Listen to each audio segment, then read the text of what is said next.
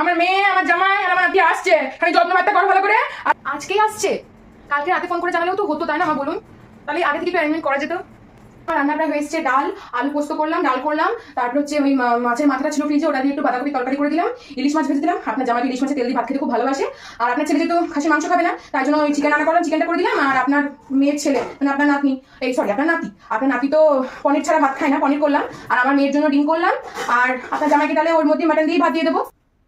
এতগুলো হলো, বেশ ভালো করে খালি পোস্তর বড়া করো, বুঝলে? দুটো এত বড় বড় আমার জামাই পাতে যেন হয়। আর তোমার বাবা লেখানি করো, আর আমার নাতি আর নাতনি লেগে করো, আর কারো লেগে করো, হ্যাঁ আমার মেয়ে লেগে খানি করো, বুঝলে? আর কারো লেগে করার দরকার নাই, এরকম বড় বড় সাইজ যেন হয়। হ্যাঁ, আবার পোস্তর বড়া, আলু পোস্ত করলাম তো, আর অনেকটা ঘন করে আলু পোস্ত, মানে অনেকটা পোস্ত বেটেছি, বেশ থকথকে মতো হয়েছে। আর মা পোস্ত, আবার পোস্ত বেটে আমি পোস্ত বড়া করতে পারছি না।